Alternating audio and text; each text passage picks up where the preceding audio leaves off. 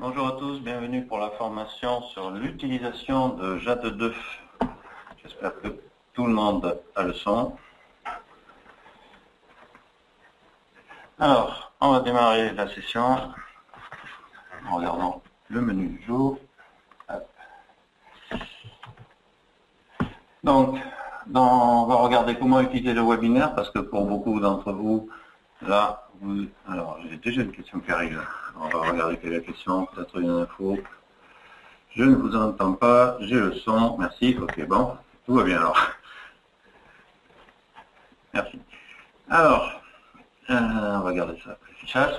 Donc, ordre du jour, utilisation du webinaire. On va regarder pour les nouveaux arrivés sur cette session, puisque là, c'est la première session de formation à l'utilisation. On va regarder comment marche le webinaire, c'est-à-dire quelques boutons, comment entendre mieux, comment poser des questions, etc.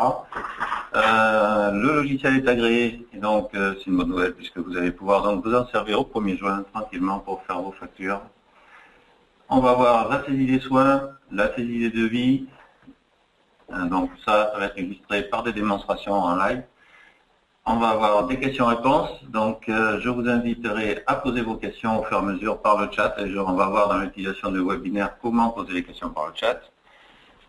Et on a aussi quelques questions-réponses qui correspondaient à de l'utilisation qui avait été posée lors des sessions précédentes. L'utilisation du serveur de formation, vous allez pouvoir vous connecter sur un site pour pouvoir essayer tout ce que vous aurez vu aujourd'hui et voir comment ça marche. Et après, juste une petite information sur le déploiement qui va commencer cette semaine. Alors, on va commencer par l'utilisation du webinaire. Alors, si le son n'est pas très bon, dû à la qualité de vos haut-parleurs, de votre qualité du réseau, de votre qualité de la carte son, etc., vous pouvez vous connecter par le téléphone. Et on va voir ça tout de suite.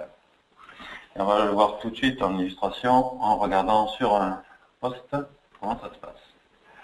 Alors, normalement sur un post, quand vous êtes arrivé dans le webinaire, vous avez à peu près cet affichage-là. Peut-être un peu plus illustré que l'écran noir, mais là vous avez sur la droite une petite flèche orange. Ça vous permet de visualiser les différents menus du webinaire, et notamment au niveau audio.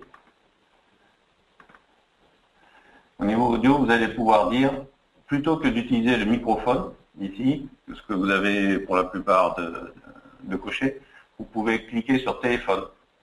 À ce moment-là, vous avez un numéro qui apparaît. Alors ne prenez pas celui qui apparaît à l'écran, c'est pour une autre session actuelle. Vous prenez ce numéro et le code d'accès qui vous est donné pour pouvoir vous connecter. Ça, c'est pour l'utilisation donc du système téléphone plutôt que de la carte son. Après, pour poser vos questions, puisque vous ne pouvez pas nous parler, vu que vous êtes assez nombreux aujourd'hui, on ne peut pas vous laisser le micro, sinon ça va poser problème avec les interférences, etc.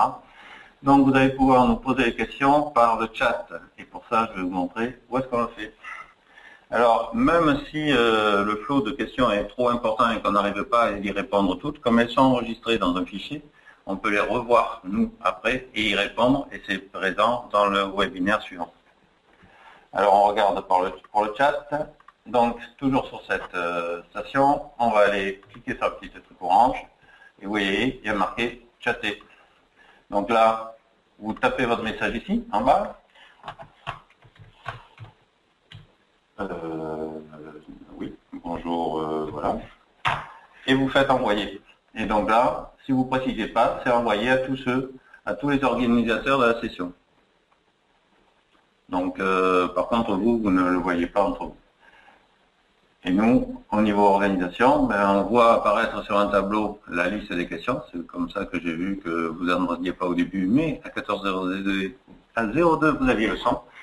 Donc, on voit apparaître tous les messages, on les enregistre et on essaie d'y répondre dans la session si possible. Et si c'est pas possible, on y répond à la session suivante. Voilà.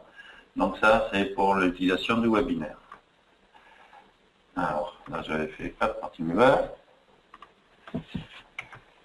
Alors, au niveau de l'agrément, donc on est agréé depuis le 16 avril pour la CCAM, donc JAT2, il est bien agréé. Si vous regardez dans la liste des agréments, vous verrez, il n'y en a pas beaucoup, mais on y est. Et là, je vais passer la main à Philippe qui va vous expliquer comment saisir des soins et comment saisir des devis. Tu passes la main. Avec la vidéo. Je t'envoie la vidéo.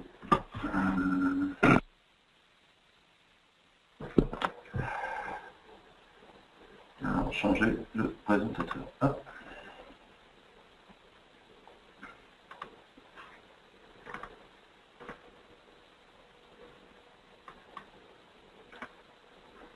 Faut que tu diffuses ton image. Instant. Bon, bonjour. Donc là, aujourd'hui, en fait, par rapport au public qu'on a, donc c'est sur l'utilisation et la saisie, un petit peu les changements qu'il va y avoir pour l'utilisation par rapport à la CCAM. Donc dans un premier temps, je suppose que bon, vous avez quand même tous eu, vous allez tous peut-être avoir effectivement une formation relative à la CCAM, donc je ne vais pas rentrer dans le détail de qu'est-ce que c'est que la CCAM et en gros effectivement à quoi ça correspond. Mais bon, on va, je vais de façon générale présenter un petit peu les principaux changements qu'il y a par rapport à la CCAM, par rapport à l'NGAP. Donc dans un premier temps, effectivement, à l'heure actuelle, avant, au niveau de l'utilisation, ce que vous allez continuer à faire jusqu'au mois de juin, vous utilisez ce qu'on appelle la NGAP, qui est une classification commune qui était basée effectivement sur des notions de lettres clés, et chaque acte avait une cotation par rapport à des lettres clés, et un tarif de responsabilité qui était un multiplicateur par rapport à des lettres clés. La CCAM, elle, a amené effectivement une nouvelle façon effectivement de travailler qui était déjà utilisée dans la totalité quasiment des autres professions de santé, outre les chirurgiens dentistes, où là on a une nomenclature complète, où à travers des discussions et des réunions, la totalité des actes nomenclaturés, hein, je ne parle pas d'actes qui sortent de la nomenclature, la totalité des actes nomenclaturés relatifs à la pratique de l'art dentaire ont été référencés dans une base qu'on appelle la classification commune des actes médicaux. Il y en avait déjà une partie. Il y a un gros travail de fait dans le courant de l'année 2013 pour effectivement avoir un thésaurus complet et représenter effectivement cet acte.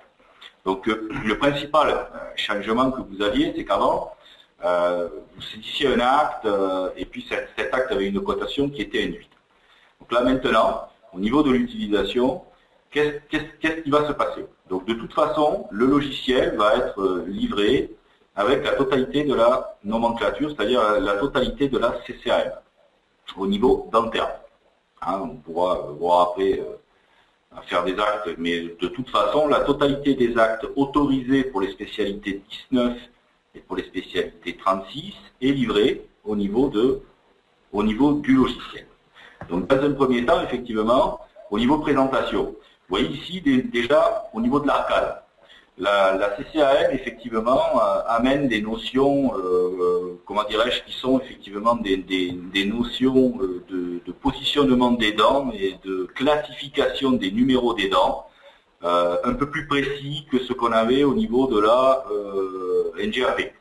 Bon, ils ont référencé effectivement les numéros des dents et on verra dans l'utilisation comment ça peut se passer. De toute façon, vous avez ici la partie numéro des dents, hein, qui est, ça c'est le standard, quand on arrive on ne voit pas les numéros des dents, mais à partir de là, effectivement, dès que vous cochez sur numéro des dents, on voit par rapport à ce que vous utilisez, le logiciel rajoute des notions effectivement de secteur, des notions de cadran et des notions d'arcade qui vont être utilisées effectivement pour la saisie des actes. Donc on démontrera un petit peu comment ça se passe. Au niveau saisie, comment ça va se passer? Donc je passe pas en détail tout ce qui n'a pas changé. Bien entendu, on va juste montrer ce qui évolue avec la CCAM. Il va de soi que toute la partie acquisition de données bénéficiaires, les états civils, les mises à jour d'arcade, les arcades initiales et tout ça, ça ne change pas. Ce qui va changer, effectivement, c'est la partie saisie des soins, la partie comment on fait un devis, et comment, effectivement, on va pouvoir faire ce qu'on faisait avant avec une nouvelle nomenclature. Donc, dans un premier temps, là où ça va changer, c'est au niveau saisie des soins. Donc là, on voit, par rapport à ce que vous avez au niveau du logiciel, que déjà il y a une case à cocher qui apparaît en haut de l'écran, en haut de l'écran où ça dit CCAM et NGAP. Quand le logiciel va être mis à jour dans vos camions dentaires, il va le soir que cette partie, le logiciel va arriver comme ça. NGAP, jusqu'au mois de juin. Ce qui aura pour caractérisation qu'à votre niveau, ça ne va rien changer jusqu'au 1er juin. Et quand on va attaquer le 2 juin, le logiciel va basculer, alors en fonction de la spécialité, il va se voir que bien entendu un 36, un chirurgien dentiste qualifié orthodontiste spécialité 36, lui ça ne va pas changer puisque lui il n'est pas soumis à la CCAM. Dans l'immédiat, il n'est pas soumis à la CCAM, ces actes n'étant pas validés, mais ça ne saurait tarder, de toute façon ils le seront très rapidement aussi. Mais dans les médias, ils ne le sont pas. Donc les praticiens effectivement qui vont être en 19, donc la spécialité effectivement des chirurgiens dentistes, ils vont arriver effectivement le 2 juin, le logiciel va automatiquement se positionner sur cette fenêtre. Et là on voit qu'on va avoir des nouvelles classifications et une nouvelle façon comment dirais-je, de répartir les actes en fonction de la CCAM. Donc là par exemple vous avez des nouveaux actes qui sont apparus, qui avant étaient des actes à chaîne, hors nomenclature, qui étaient des actes qui n'étaient pas du tout pratiqués. Par exemple les notions de désobturation, notions d'apexification, traitement radiculaire définitif d'une première molaire après apexification. La pratique de l'art dentaire, c'est assez, comment dirais-je, spécialisé. Ils ont effectivement, avant fonctionné avec des notions d'assimilation, on assimilait des actes, on fait ça, c'est assimilé à ça. Là maintenant, c'est nomenclaturé et c'est codifié. Donc là, au fur et à mesure du temps, donc je pense que nous, on a fourni un thésaurus. Hein, ce thésaurus, effectivement, je pense qu'il va être mis à disposition des utilisateurs un petit peu, mais de toute façon, ce thésaurus va se retrouver au niveau du logiciel. Alors, comment ça va se passer? Déjà, dans un premier temps, à votre niveau, on montrera dans un autre webinaire comment on peut personnaliser, comment le praticien va pouvoir personnaliser, comment dirais-je, le thésaurus, pas tellement au niveau libellé, mais surtout enlever ce qui ne va pas utiliser, et venir effectivement, si par cas par exemple il ne fait pas d'implanto, c'est pas la peine d'avoir des familles d'implanto, si par cas il ne fait pas de paro lourde, c'est pas la peine d'avoir la paro lourde, et inversement s'il fait que de l'implanto, c'est pas la peine d'avoir les obturations canalaires. Donc sur ce point de vue, effectivement, on va pouvoir la personnaliser. Donc on a par exemple effectivement, vous voyez, des notions de famille. Ici on voit endo-traitement radiculaire permanente sur des dents immatures, traitement radiculaire permanente sur des dents non vivantes, sur traitement radiculaire permanent sur des dents vivantes, et quand vous cliquez, effectivement, ben vous avez les actes qui apparaissent ici. Donc là, il dit traitement canalaire première prémolaire maximum vivante, traitement canalaire incisif ou canine vivante, et on clique. Et là, de toute façon, à partir du moment où vous cliquez, automatiquement, le logiciel va venir rechercher dans une base qui est fournie avec le logiciel par le JE Sésame Vital, qui est une base qui contient entièrement toute la nomenclature et tous les tarifs de responsabilité et tout ça. Ce qui fait qu'on a montré dans les phases de paramétrage initiaux que de toute façon, il n'y avait plus du tout de notion de paramétrage et de choses qui rentrent en ligne de compte à ce niveau-là, mais que l'on va avoir effectivement des notions où là, par exemple, traitement canalaire incisif ou canine vivante, on a la codification de l'acte qui remonte ici, donc ça parle pas beaucoup, mais bon, au fur et à mesure, le prix unitaire, savoir son prix, le code de regroupement, alors il y en a 16, on ne va pas tous les détailler, la notion d'admission au remboursement, on verra effectivement qu'il y a 3 types d'actes CCAM.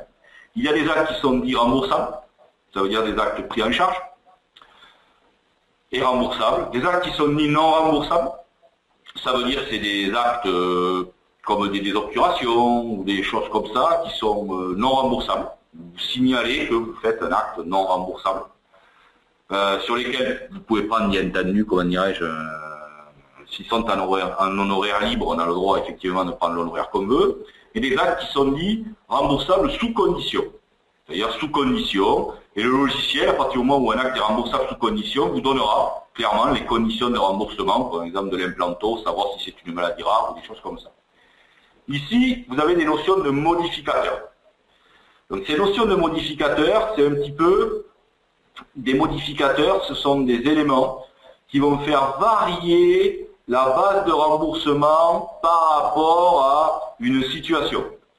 Donc on a deux modificateurs que vous pratiquez couramment à ce niveau-là, qui sont le travail pendant un jour férié. Donc automatiquement le logiciel va, vous n'allez pas avoir à le cocher, le logiciel va le cocher. Et la majoration d'actes de restauration de tissus durs et ou endodontie sur les dents permanentes des enfants. Ce qui correspondait effectivement avant à la majoration, avoir un prix qui était différent si par cas on faisait un traitement canalaire sur une dent permanente d'un enfant de moins de 13 ans. Là, ça s'appelle un modificateur maintenant en CCAM.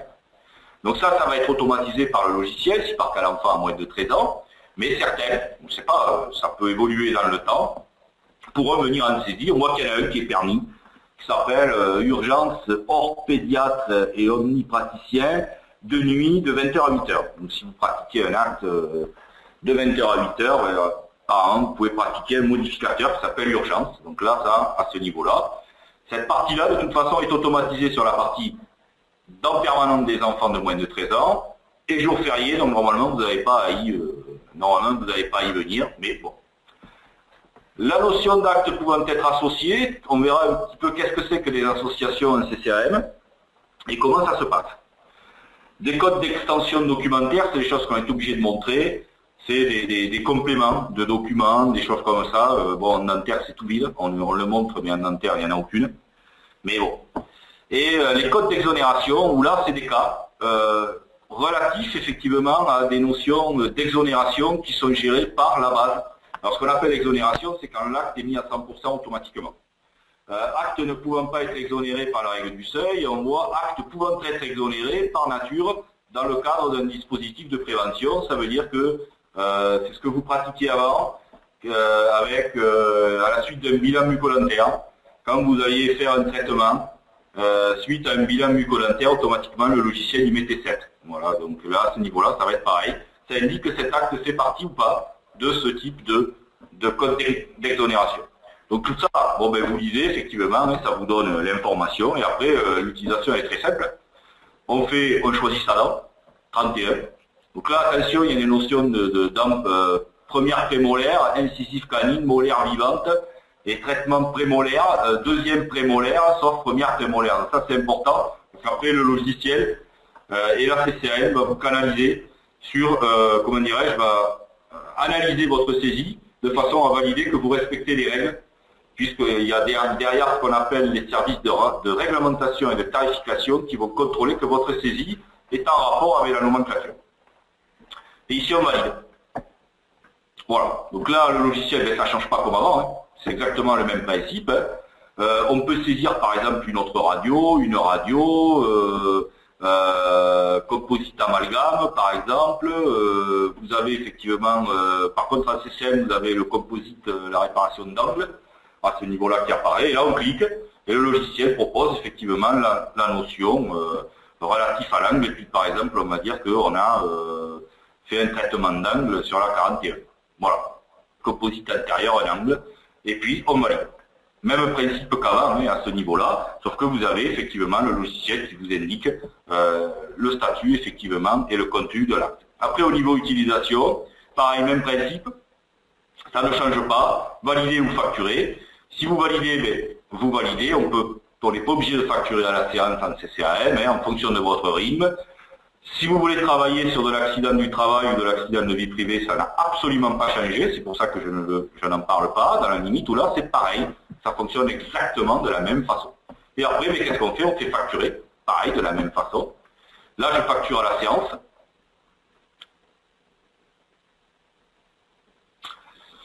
Donc là, bien entendu, ben là maintenant, ce que vous aviez avant à ce niveau-là apparaît. Donc là, le logiciel va vérifier effectivement la saisie des actes.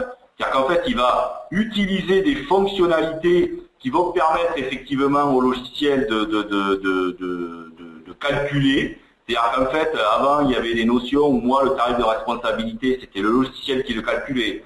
La notion, effectivement, de savoir si c'est exonéré, si ça exonère la facture, si ça exonère l'acte, c'était le logiciel qui savait ces règles.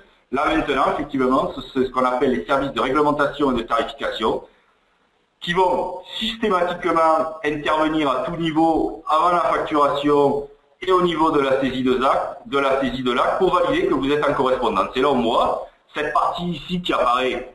On avait les actes NGAP en haut, on a les actes CCAM en bas et on a le logiciel qui a automatiquement positionné ce qu'on appelle un coefficient d'association. Donc le coefficient d'association, qu'est-ce que c'est? C'est quelque chose effectivement qui va permettre à partir d'un prix unitaire, à partir d'un tarif de responsabilité, maintenant on appelle ça le prix unitaire, ça va permettre de déterminer la base de remboursement. En règle générale, au niveau du dentaire. Donc 80, je pense que c'est un peu plus de 99% des cas, parce qu'il n'y a qu'une dizaine d'actes qui ne le traitent pas. Dans 99% des cas, et même dans 100% des cas que vous allez utiliser au niveau des cabinets dentaires, à part que vous pratiquiez de la paro lourde, le coefficient d'association sera toujours égal à 4. Ce qui veut dire qu'on appelle ça une association non prévue de type dentaire. De toute façon, le logiciel va le gérer pour vous et va de toute façon, à partir du moment où vous allez pratiquer un acte, par exemple comme la gingivectomie, c'est ça, c'est la gingivectomie, à partir du moment où vous allez faire des gingivectomies, si vous en faites une en haut, une en bas, ou une sur un secteur, une autre sur un autre secteur, le logiciel va automatiquement mettre un coefficient d'association 1 et un coefficient d'association 2. À savoir que là, on est dans ce qu'on appelle de l'association prévue, ce que pratiquent vos confrères qui ne sont pas chirurgiens-dentistes. Donc, dans la règle générale du temps, si c'est un chirurgien-dentiste qui pratique l'art dentaire hors paro, la seule chose qu'il aura, c'est 4. Donc, sur ce point de vue, on ne rentre pas trop dans le détail, mais en théorie, effectivement, vous pouvez être amené effectivement à avoir des coefficients d'association 1 et 2, mais c'est indépendant. Et au niveau du fonctionnement, c'est le même principe qu'avant. On a effectivement le calcul du tiers payant qui va se calculer automatiquement. Et après, on fait facturer à ce niveau-là. Et on y va. Lecture carte PS, lecture carte vitale. Ah, défaut de communication avec le lecteur. Là, c'est un petit problème technique de contact sûrement. Voilà. Ça va s'arranger. Voilà, facturer. Ah ben c'est parti, c'est parfait. Alors retirer la carte du lecteur. Frotter un peu peut-être. Hein? Frotter un peu peut-être. Ouais, je frottais un peu.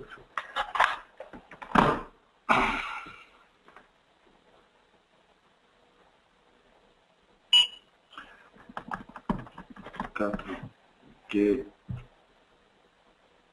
Alors là, c'est l'incident qui arrive aussi de temps en temps chez vous quand votre carte info contact, un truc comme ça. Voilà, donc formatage de la facture, même principe qu'avant. Hein. Et là, on se retrouve FSE sécurisé avec la notion des actes qui apparaît ici. Au niveau dossier, effectivement, même principe. Ici, vous avez, sauf que là, vous avez l'acte CCAM qui apparaît et les notions dedans.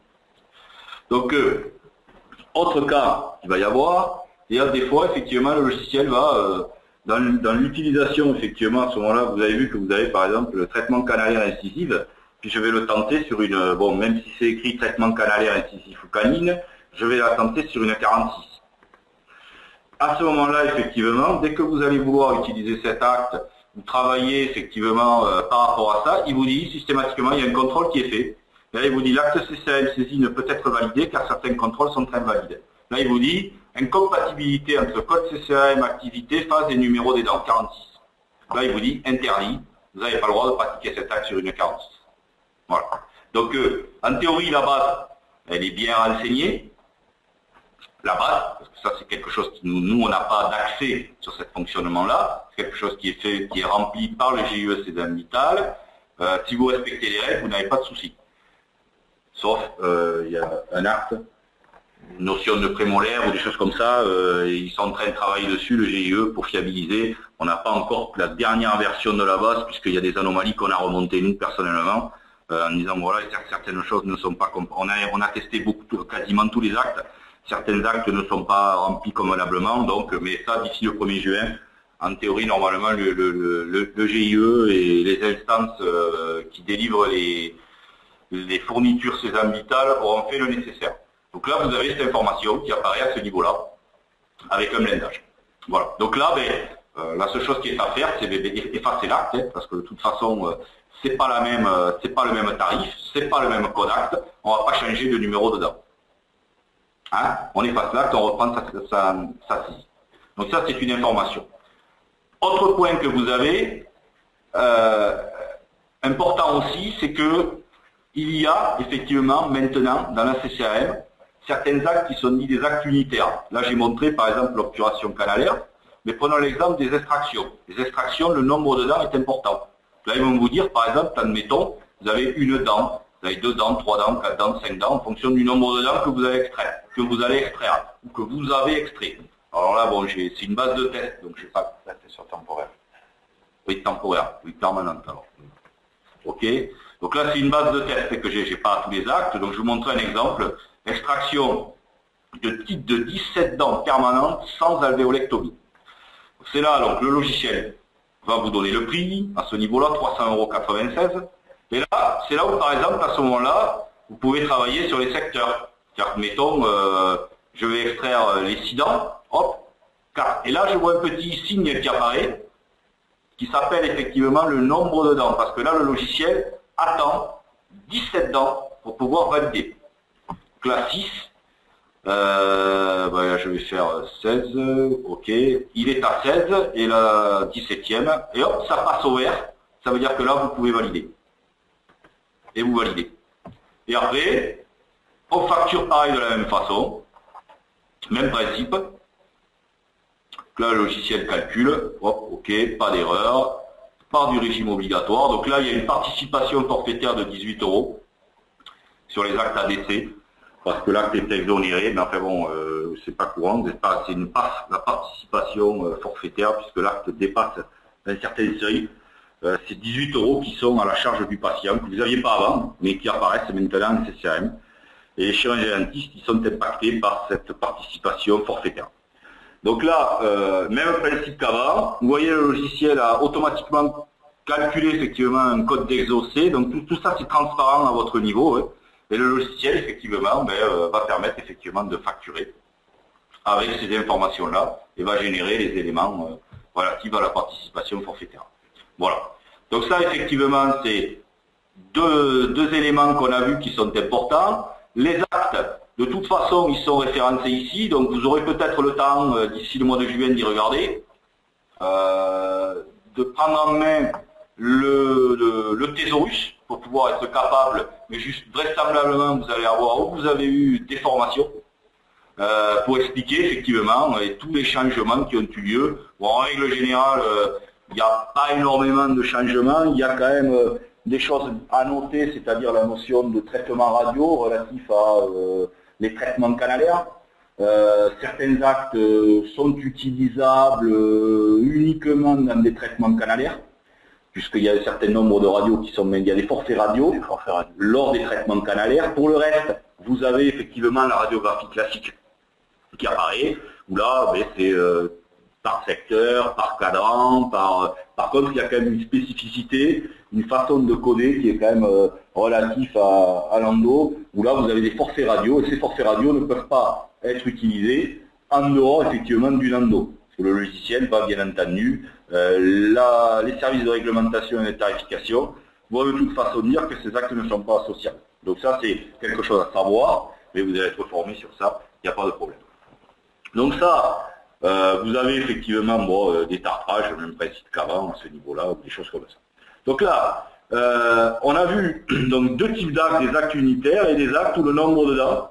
Et le nombre de dents, il est dans le, comment dirais-je, dans la partie, indiqué dans la partie, donc là jusqu'à 1, 2, 3, 4, 5, 6, 17, ça va jusqu'à 32 dents. Hein. Bon, mais c'est pas souvent qu'on fait 32 dents dans une séance. Mais en fait. Donc ça, c'est au niveau de la saisie des actes. Pour tout le reste, ça ne change pas. Ah, c'est comme avant, à ce niveau-là. La consultation, bien entendu, elle sera à NGAP, là, ça ne change pas. Pour les patients 19 qui pratiquent l'ortho, on est en train de se faire confirmer une règle, parce que là même au JE, ils sont pas trop clairs, c'est pas très clair, peut-être que là, vous saurez nous à notre niveau, mieux que nous, mais les praticiens qui pratiquent l'ortho en 19 auraient la radio, le Z, qui aurait basculé en CCAM. Seuls les praticiens chirurgiens dentistes ODF qualifiés ne sont pas soumis à la CCAM. Les non qualifiés, c'est-à-dire les 19 qui font de l'ortho, mais qui ne sont pas spécialité 36, qui ne codent pas CS, doivent coter le Z des panneaux en CCAM. Ça, c'est une règle, donc il faudra jongler.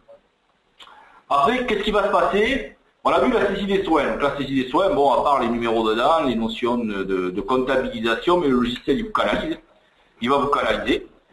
On va avoir effectivement aussi à réaliser les devis. Voilà, les devis, comment ça va se passer? Alors, le principe est quand même très très simple. Il y a effectivement à votre niveau, sur la notion de prothèse, il n'y a pas une grande révolution. Le seul changement, c'est que rentrent dans la nomenclature les bridges. Bon, ils sont rentrés dans la nomenclature d'une certaine façon, c'est-à-dire qu'il y a la notion de bridge de base.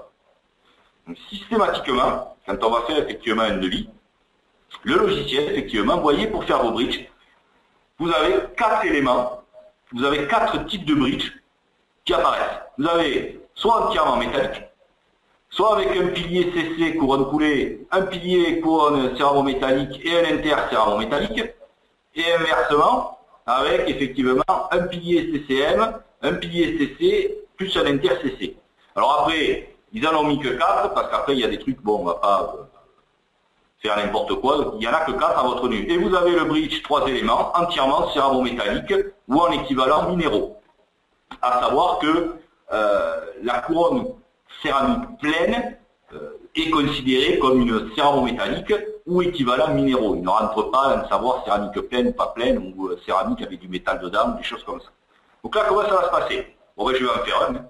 Ok, bon, mais là, le logiciel, effectivement, systématiquement, là, quand on parle de bridge, la saisie va se passer en 3 temps, puisqu'il faut saisir un pilier métal, un pilier métal, un deuxième pilier métal, puisque là j'ai pris deuxième pilier métal, et un intercéramique. Donc comment ça se passe? Le logiciel va vous proposer, il dit fixe prothèse unitaire métallique, avec élément 1 et un élément 2. Donc là il vous propose de saisir l'élément 1. C'est-à-dire que là, ben, ma couronne acier nickel chrome. Je la mets ici. Après il passe à l'élément 2. L'élément 2 c'est quoi? C'est un complément intercéramo-métallique. Et là il vous propose votre gamme d'intercéramo-métallique. C'est-à-dire tous les intercéramo-métalliques que vous aviez avant. Ça ne change pas. On ne change pas les libellés, on ne change pas les prix. C'est comme avant. Alors par exemple, on va prendre l'interbridge acier céram MFP, que l'on vient de positionner. Et là on passe au deuxième pilier, qui est une prothèse unitaire céramo-métallique, qui est un pilier céramo-métallique. Et là, ben, jaquette acier céram, que l'on positionne sur la 43. Et je valide. Parce que j'ai créé mon bridge de base. Et après, je peux, si je veux, venir mettre un complément inter-céramo-métallique avec inter de bridge supplémentaire céramo-métallique, si je veux par exemple faire un bridge avec 2 inter. Alors ça c'est comme ça, hein, c'est pas nous qui avons inventé, c'est la CCAM. Donc là je choisis effectivement mon inter de bridge. Par exemple je peux choisir inter de bridge acier céram, celui-là par exemple, à ce niveau-là, et hop je valide. Et là, j'ai mon devis qui se fait. Donc vous avez votre devis apparaît avec vos libellés ici, c'est ce que vous posiez avant. C'est à la limite, si vous faites de l'élément, c'est ce qui va se passer. Et après, ben, je fais sauvegarde de vie, comme avant. Je peux faire autant de devis que je veux, faire des copier-coller, les visuels de vie. Et là, par contre, dans la visualisation du devis, j'ai ma cotation CCAM qui apparaît, avec mon acte bridge, avec un pilier CC. Ça, c'est mon premier acte CCAM. Et ça, effectivement, après, j'ai ma deuxième ligne, qui est mon HBDMD 479 à 495 €. C'est mon inter de bridge supplémentaire. Et là, après, ben, je peux, bon, voilà. j'ai mon calcul tiers payant qui ne change pas. Pour la partie tiers payant, si vous aviez effectivement des contrats relatifs à des types d'actes et par actes pour la CMU et tout, ça marche comme avant. À ce niveau-là, il n'y a aucune chose qui change. Là, après, ben, si je veux facturer, je vais facturer mon devis. J'ai ce même, effectivement, fonctionnement qui apparaît. Avec, effectivement, par contre, ici, vous voyez, vous avez une notion qui apparaît ici, c'est que, ne vous inquiétez pas, vous n'avez pas de base de remboursement ni de prix unitaire sur l'intérieur de bridge qui est tout seul, parce que le bridge, il est quand même assimilé à une prothèse mobile. Donc, comme il est assimilé à une prothèse mobile, tout le tarif de responsabilité est ramené sur la première dent, sur le bridge de base. C'est-à-dire que là, c'est normal, on a un bridge de base qui est constitué de 2 couronnes, plus un espère d'avant, et on se retrouve à 279,50 €. Par contre, sur l'acte suivant, il n'a pas de prix unitaire ni de base de remboursement, mais il a un prix de vente. C'est votre inter suivant. Voilà. Et là, même principe qu'avant, on y va, on fait effectivement facturer. Le logiciel va appliquer les coefficients d'association de cette même façon, et il va effectivement faire toute la partie effectivement qui vont rentrer en ligne de compte au niveau de l'utilisation. Donc ça, c'est l'utilisation des devis, relativement simple, et après, bien entendu, vous avez la possibilité de modifier. Alors là, on rentrera après dans le détail des devis, comment effectivement on va modifier le prix, comment effectivement dans le webinaire là où on s'appuiera uniquement sur les devis. Il va de soi effectivement que là, si on vient effacer un des morceaux du bridge de base, c'est tout le bridge de base qui saute. Hein, ça ne se coupe pas en morceaux. Donc il y a des choses où là, il y a des choses qui restent logiques. Je veux effacer, je veux modifier mon devis, je veux effacer l'inter, c'est la totalité du bridge de base qui saute. Hein, ça paraît logique. Hein, c'est un acte. Donc on a un acte qui s'appelle bridge de base qui contient 3 dents. Autrement, pour tous les autres, je vais faire un nouveau devis. Pour tous les autres, effectivement, par exemple, un in-les-corps, hein, très simple. In-les-corps clavette, même principe et même combat qu'avant. Hein, ça ne change pas, ça. Et là, vous aviez, par exemple, là, l'in-les-corps méthode directe. Et je valide. Et je mets ma dent quand même. Et je valide. Voilà. Même principe qu'avant, là, vous avez votre fonctionnement. Donc là, uniquement sur la partie, comment dirais-je, bridge, c'est là où ça change effectivement et où on a quelque chose qui est un petit peu différent de ce que vous aviez avant. Autrement, pour toute la partie vos devis, pour toute la partie amovible, hein, donc là vous avez amovible métal définitive, vous avez effectivement amovible résine définitive, donc vous allez voir effectivement qu'il y a un certain nombre de dents, hein, la prothèse mobile résine, à partir de 9 dents, je crois que ça commence. Là, en dessous de 8 ans, c'est plus remboursé. Voilà, en dessous de 8 ans, ça n'est plus remboursé. Alors, comme en dessous de 8 ans, ça n'est plus remboursé, comme ce qui n'est plus remboursé n'a rien à faire dans une feuille de soins, hein, n'a rien à faire à être envoyé dans une caisse primaire d'assurance maladie, vous n'avez plus l'acte. Donc si vous voulez faire une prothèse résine de moins de 8 ans, qu'elle soit transitoire pour l'instant. Il faut qu'elle soit transitoire, ça c'est clair. Et si vous la voulez, prothèse résine définitive de moins de 8 ans, elle n'existe plus à la nomenclature, ben vous faites une feuille de soins comme avant, un traitement NGAP comme avant, et vous pouvez faire vos devis, vous donnez une facture au patient. Voilà, c'est tout. Sachant qu'il n'y a pas de remboursement sécurité sociale. Il n'y aura pas de transmission non plus. Il n'y a pas de télétransmission. Alors, que les choses soient claires, à ce niveau-là, tout ce qui est en dehors de la nomenclature ne sera pas mélangé dans une facture. Certains actes sont dits non remboursables, comme par exemple effectivement des obturations, des choses comme ça, qui peuvent être mis dans une facture, donc tarifés. En non remboursable, par contre, ce qui n'existe pas dans la nomenclature ne peut pas être mis dans une facture. Donc, si vous voulez faire une prothèse mobile de 6 dents, ben vous faites comme avant, hein, vous faites votre devis, sauf qu'à partir du mois de juin, ben il donnera 0, 0, il n'y a plus de valeur de lettre clé. Il donnera 0 effectivement au niveau du prix, et puis ben, vous facturez le prix au patient, et vous lui donnez une facture comme avant, mais il n'y a plus aucun remboursement. Donc, Autre chose qui a changé, la CIV n'existe plus non plus. La notion de CIV n'existe plus non plus. Ils l'ont supprimé de l'art dentaire, ils considèrent qu'une CIV n'a pu être posée en bouche. Donc, bon, après, ça, on verra comment vos gestionnaires et les gestionnaires remplaceront ça par un autre acte. Mais pareil, même principe, même combat, ce qui n'est pas remboursé, vous pouvez le faire, rien n'interdit, mais bon, sauf que vous faites au patient et puis vous donnez votre facture et c'est tout. Voilà. Donc là, autrement pour le reste, effectivement, outre ces spécificités, mais je pense qu'ils vont dû vous être à l'amovible métal définitive, donc là 14 dents, 15 dents, même principe et tout, vous avez le nombre de dents et tout qui apparaît à ce niveau-là. Voilà un petit peu sur la saisie des actes et la saisie effectivement des devis. Voilà. Donc là, même principe qu'avant, hein, vous avez la notion, et là on voit par exemple à facturer, là j'avais fait la 1,41, donc la 1, vous allez avoir des dents qui vont être différentes, hein. Il y a 1, ça veut dire l'arcade, 1 c'est l'arcade du haut, bon là de toute façon quand vous passez la souris dessus, on voit bien effectivement que les dents en jaune c'est celle du haut et ma 41. Voilà. Voilà au niveau utilisation, comment ça se passe, quels sont les principaux changements au niveau de la nomenclature, mais de toute façon, ça reste effectivement logique, très simple d'utilisation, à travers bon, au niveau des soins c'est quasiment identique, hein, à part le nombre de dents, mais que maintenant il y a les savoir si c'est incisive ou canine, quand on pose la dent, c'est sur quoi on la pose, pas autrement, voilà. Le nombre de dents, bien entendu, si vous choisissez extraire 4 dents, le logiciel ne voudra pas que vous en mettiez 3. Et inversement, ça ne change pas. Et sur les devis, passez par cette étape, comment dirais-je, qui permet effectivement d'avoir le rapprochement d'un acte CCAM vers votre ancienne codification, vos anciennes libellés qui vont continuer à être sur les devis. Voilà.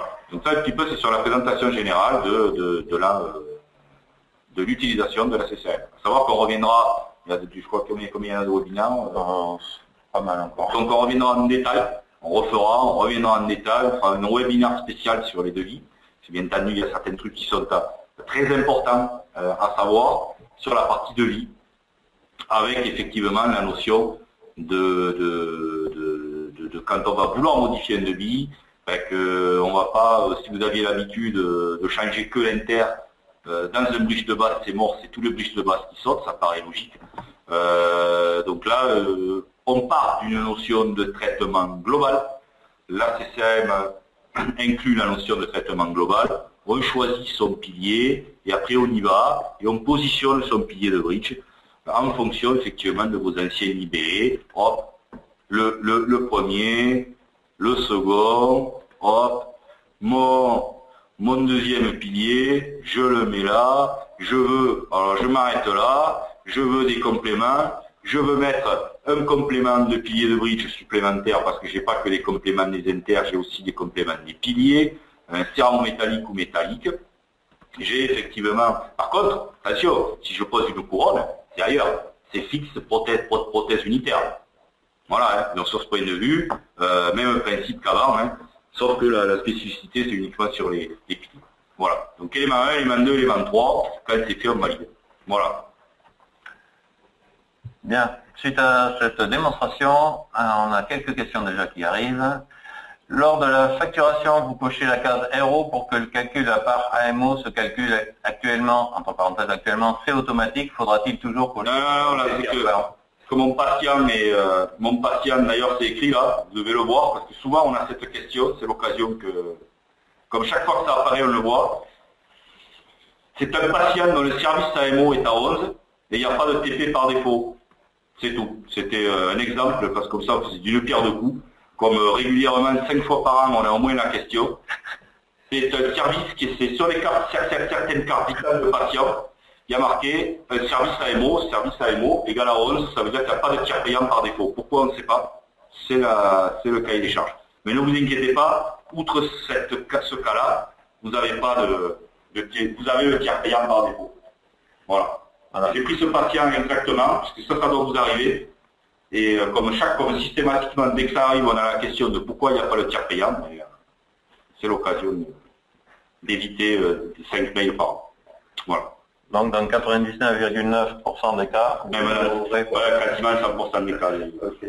Service à MO11, c'est des portables Alors, nous avons fait des essais d'actes soins et aucun tarif utilitaire n'apparaît. Alors là, vous avez essayé sur le serveur de formation, c'est très bien.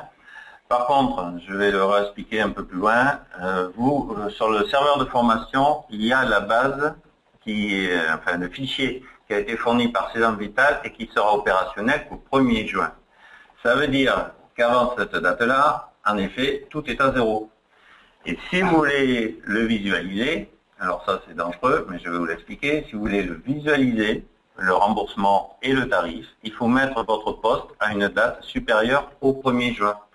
En faisant très attention de remettre la date dès que vous avez fini de jouer avec, parce que sinon vous allez vous créer des problèmes dans beaucoup d'autres logiciels. Voilà.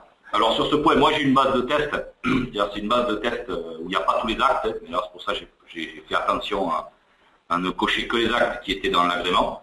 Selon vous, dans les centres, dans la base de test, on a mis la base réelle. Donc, cette base réelle, bien entendu, avant le 2 juin, avant le 1er juin, elle interdit de faire de la facturation, enfin, elle n'interdit pas. Mais bon, il n'y a pas de, c'est pas remboursé. Voilà. C'est pour ça que sur l'écran de Philippe, vous avez pu voir la date du 29 avril, mais il travaille sur une date, sur la base de, comment ça s'appelle, enfin sur une base partielle. C'est pour ça que vous n'avez pas la même contrainte sur le serveur. Bon nombre d'actes. Alors, voilà. Lors de nos essais, nous avons réussi à facturer 2 fois un même acte sur une même dent, un amalgame, une face antérieure incisive canine. La facturation n'a pas été bloquée. Est-ce normal? En théorie, oui, c'est normal. Là, on a ce qu'on appelle le service de réglementation et de tarification qui contrôle la facture. Donc si par cas ça passe. C'était 2 angles. Ils disent un amalgame, une face antérieure incisive canine. Oui, moi, là, ça n'avait pas été bloqué. C'est-à-dire que là, nous on a un service qui s'appelle, on a un système, on a une API, on utilise une API qui s'appelle le système de réglementation et de tarification. Nous on envoie ça, si elle passe, je ne vois pas en quoi, par derrière, effectivement, on n'a pas de contrôle supplémentaire à ce niveau-là. Alors, il y a une question supplémentaire à cette question. On ne nous demande pas la face concernée, parce qu'actuellement, sur le serveur de formation, il n'y a pas les, comment ça s'appelle, il n'y a pas les représentations graphiques. C'est pour ça qu'ils ne vous demandent pas la face, mais quand vous serez sur votre base réelle, vous l'aurez, ou même sur le serveur de formation, on va rajouter les représentations. Voilà, parce que là, vous voyez, j'en fais une, là, c'est paramétré, il me demande la face. Vous voyez, c'est comme avant, ça. Ça, c'est sur la base de test, on ne s'est pas amusé à aller, voilà. Allez mettre tous les graphiques pour l'instant. Voilà.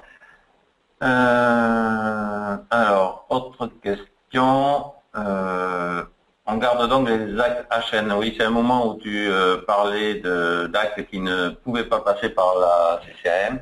Il n'y a pas d'acte HN en CCAM. Donc, tout ce que vous devrez passer qui n'est pas codable en CCAM, il faudra que vous cochiez en haut de l'écran NGAP et que vous fassiez vos factures en mode NGAP.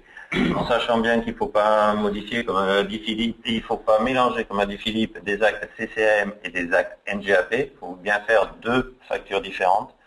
Que la facture NGAP ne sera en aucun cas transmise et qu'elle vous permettra juste de donner une facture à votre patient. Il ne veut pas. En plus, il ne veut pas. Il ne voudra pas.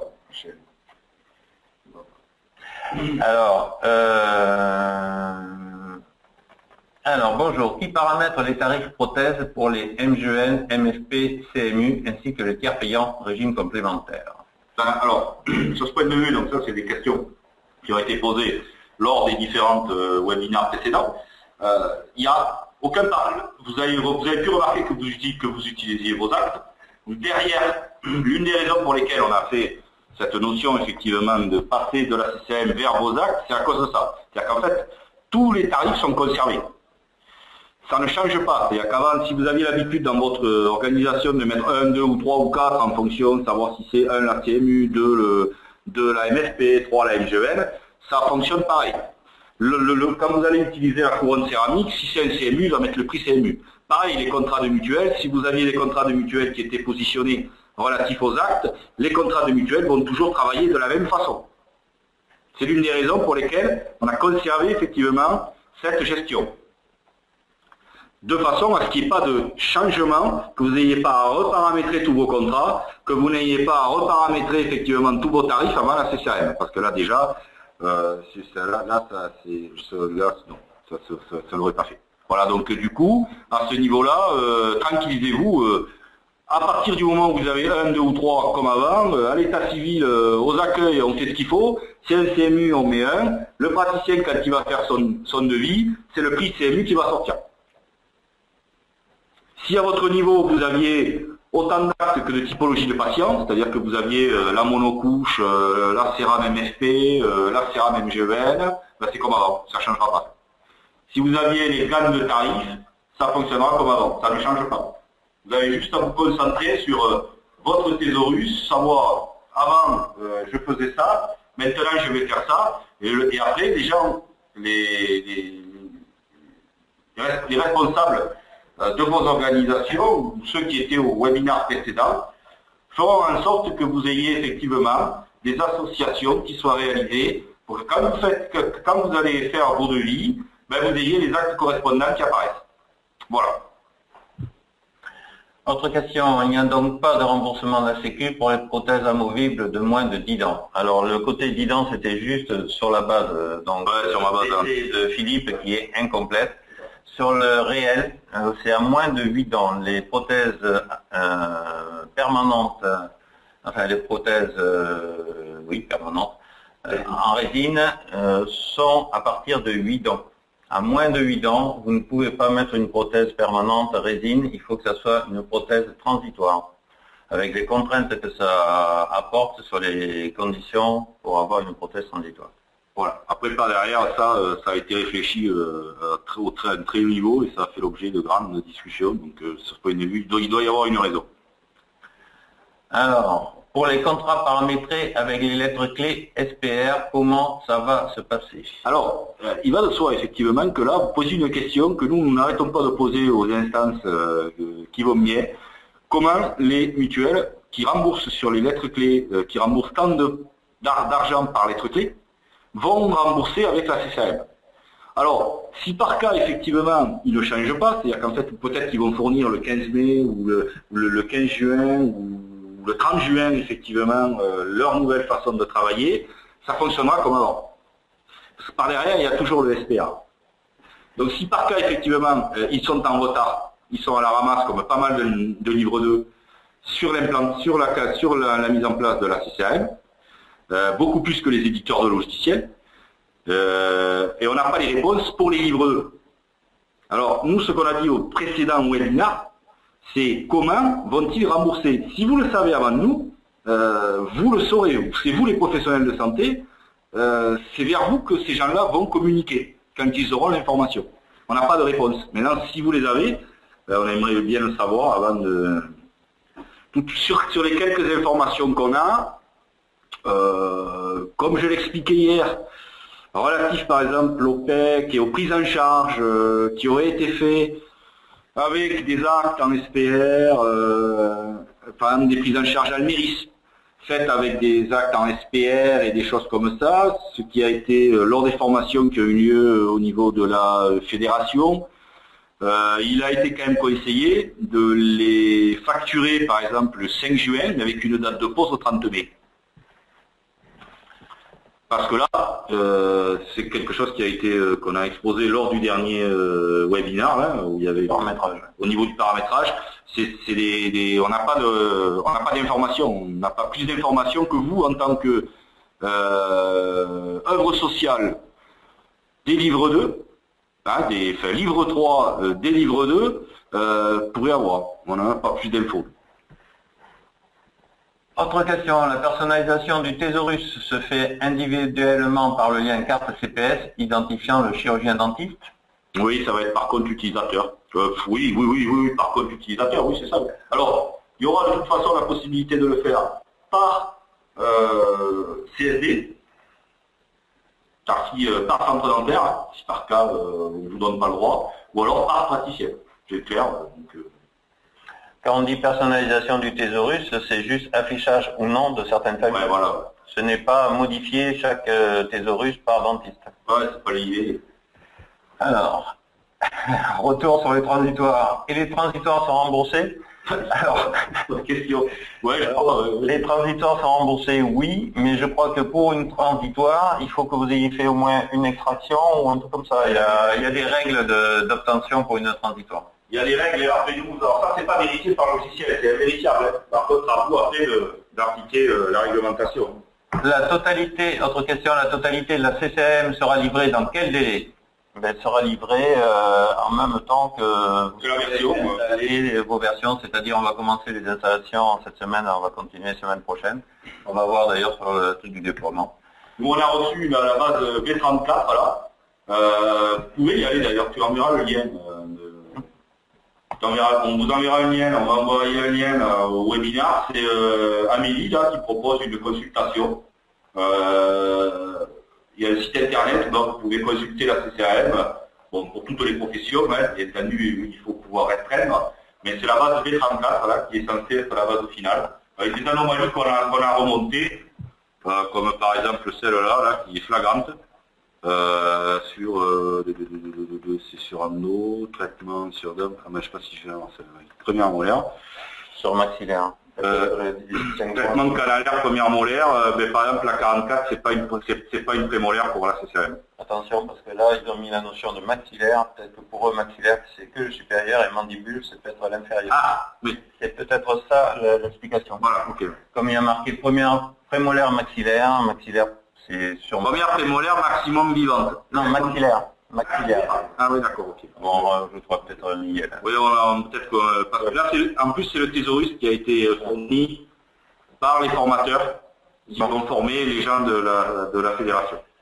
Donc c'est pour maxillaire, donc c'est pour ça que, a priori, ça ne marcherait que sur les dents supérieures. D'accord, ok. Voilà, ok. Pour faire le distinguo avec mandibule pour le maxillaire inférieur. Ok. Alors, autre question. Non, c'est pas une question, c'est un coup de gueule. Alors je le transmets tel quel, je ne cite pas la personne. Sincèrement, qui est l'inventeur de tous ces changements? 3 points d'interrogation, parce que ça marchait bien avant. Non, point d'interrogation. Alors pourquoi se prendre la tête avec ça? Je pense que c'est quelque chose qui a été réfléchi dans les années 2006. Maintenant, par derrière, ça a traîné, et je pense qu'à un moment donné, il a fallu effectivement y passer, et on n'a pas eu le choix. Voilà. Nous, personnellement, on a très bien vécu ça aussi, maintenant, par derrière, voilà. Alors, de rien, merci pour ta réponse. Alors, on va reprendre le cours du sujet, puisqu'apparemment, on a peu de questions en ligne.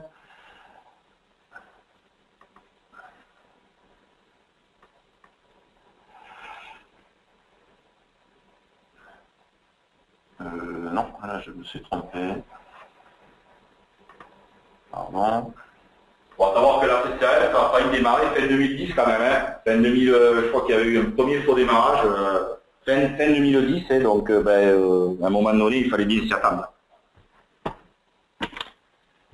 Bon, à savoir que l'avenant n'a été signé que par, je crois qu'il y a 5 syndicats dentaires, et l'avenant n'a été signé que par 2. 3 syndicats n'ont pas signé, mais comme je crois qu'il y a un certain nombre de syndicats, tout le monde est obligé d'appliquer l'avenant. Bon, maintenant, c'est dans certains cabinets libéraux, ça râle énormément, hein, mais bon, voilà. Mais bon, de toute façon, ils n'ont pas le choix, puisque les patients ne seront pas remboursés. Donc, voilà. Alors, on va voir la suite. Questions-réponses qui ont été posées lors des sessions de paramétrage, mais qui concernent aussi l'utilisation. Comment peut-on ne pas afficher tous les actes de famille proposés? Donc, c'est ce qu'on a dit tout à l'heure. On va rajouter une fonction de paramétrage qui va implémenter cette fonction, et en fonction soit du centre dentaire, soit du dentiste, faire apparaître que les familles qui nous intéressent. La notion de dent temporaire, enfant de moins de 13 ans dans l'état civil, peut être gérée par le logiciel pour l'attribution du code CCM, idem situation actuelle avec la NJP, donc oui. Et même question avec les codes modificateurs, c'est ce que vous avez expliqué Philippe, en effet c'est en automatique. Est-il possible de faire des recherches dans la CCM par mots-clés? Cela permettrait d'éviter de défiler l'ensemble des 640 actes. Vous avez vu pendant la formation qu'en fait, on n'a pas besoin de faire, en aucun moment on a fait défiler tous les actes. En utilisant le système de thésaurus, vous réduisez énormément la sélection. Bon, vous aurez en plus quelque chose là qu'on va mettre en place dans les paramétrages.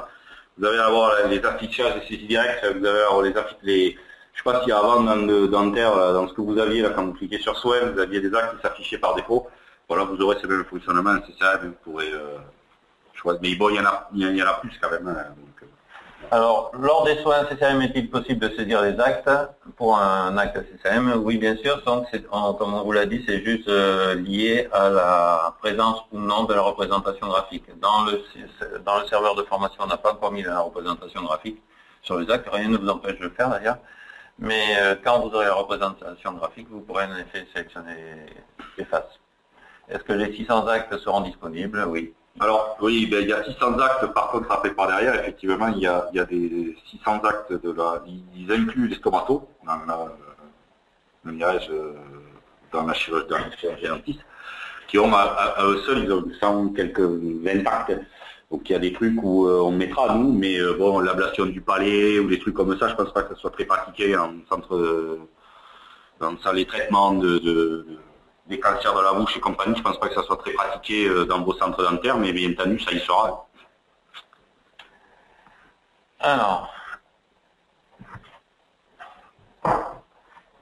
Alors, utilisation du serveur de formation.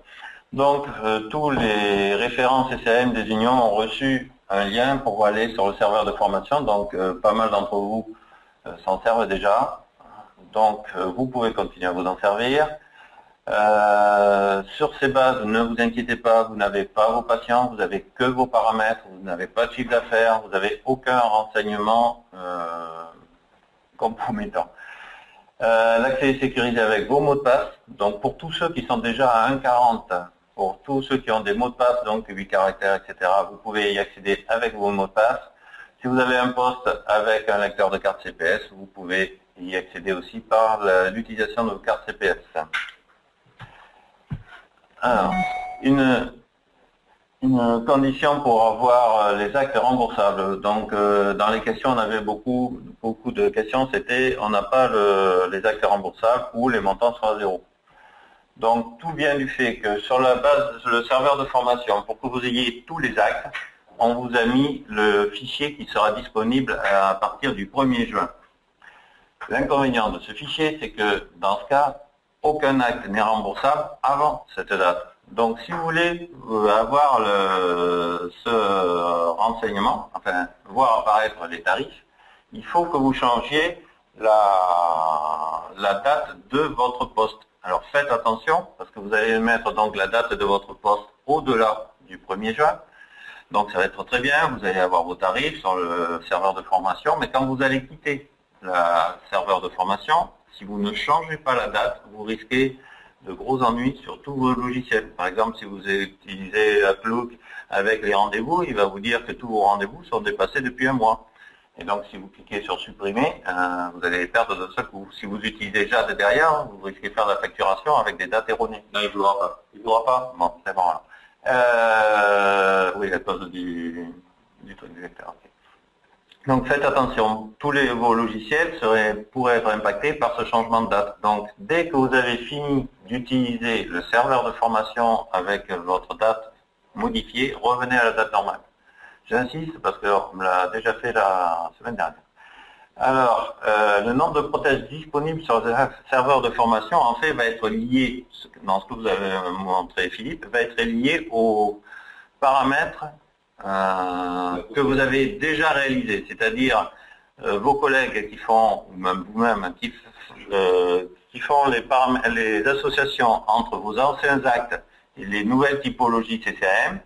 Ben, si vous en ont associé que 3, vous aurez, quand vous allez prendre vos actes CCM, vous allez avoir donc vos trois anciens actes.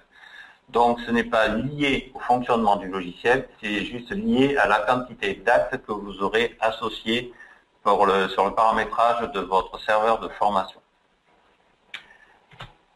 Alors les déploiements, on va commencer donc cette semaine les déploiements. Il y a deux conditions pour qu'on puisse mettre à jour votre serveur avec cette version JAD 2.0 qui va vous permettre de rentrer dans les vrais paramétrages, hein, que vous allez pouvoir vraiment paramétrer votre base CCM. À savoir que le paramétrage se limite à...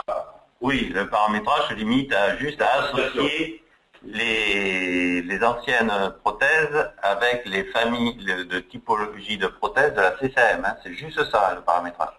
Donc ça prend pas beaucoup de temps. C'est pas de toucher au oui, surtout ne touchez à rien autour, ne touchez pas à vos... N'allez pas commencer à extrapoler. Parle dans le micro. Voilà, il ne faut pas commencer à faire ce qui n'est pas nécessaire. Voilà. Il n'y a que l'association qui est nécessaire, hein, donc restez là-dessus. Alors, pour rester quand même un mois avec la LVAP. Donc, pour pouvoir passer, qu'on puisse mettre à jour vos serveurs avec cette version JAD 2.0, il faut impérativement que tous vos postes JAD soient à 1.40. Donc, il n'y a que très peu d'unions qui sont encore à 1.40 et je crois que ça sera fini aux alentours du 6 juin. Les derniers ont mis leur calendrier vers le 6 juin.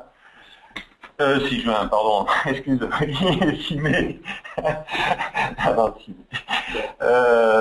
Donc, il est impératif que tous vos postes soient en version JAD 1.40 et que votre commande soit passée, c'est-à-dire bon de commande et règlement de la compte. N'oubliez pas la partie règlement de la compte parce que pour l'instant, il y en a encore quelques-uns qui ne l'ont pas envoyé. Donc, tant que votre commande n'est pas complète, on ne pourra pas vous livrer la base JAD 2.0.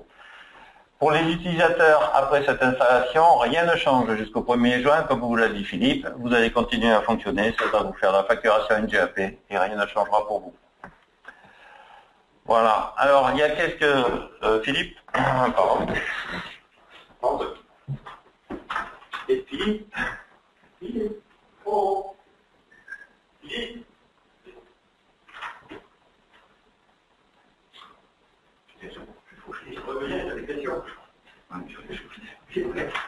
Alors, on reprend parce qu'il y a quelques questions qui sont apparues. Donc, la modification de la base JAD dans les prochains jours se fera-t-il en production? Oui, c'est ce qu'on vient de dire, c'est-à-dire qu'on va vous installer la version JAD 2. Est-il possible dans les familles de créer des sous-familles, rassembler toutes les extractions, les obturations? Alors, c'est déjà fait, en fait, dans les familles, vous avez des regroupements par désignation. Donc, vous allez voir, en effet, obturation, etc. On ne va pas descendre à des sous-familles. Vous avez déjà donc les classes, les familles, et on ne descendra pas aux sous-familles. Est-ce que les paramétrages d'association faits sur le serveur de formation constitueront ensuite notre base définitive? Non. Peut-on d'ores et déjà paramétrer notre base sur le serveur de formation? Ouais, je vais récupérer la... Ah, c'est toi qui vois. S'il te plaît, tu peux... Ouais, pour l'étudier, bon, on répondra ça au webinaire, là, on répondra. On fera une réponse là, parce qu'il faut que j'en étudie bon, la base elle est mutualisée, comme le serveur est mutualisé, là-bas, elle est mutualisée, il faut qu'on étudie. Bon, autrement, on fera une réponse assez rapidement. Aujourd'hui, Bernard il communiquera. Donc on verra cette réponse là dans la prochaine formation sur le paramétrage. Alors, plus de questions apparemment en ligne. Donc,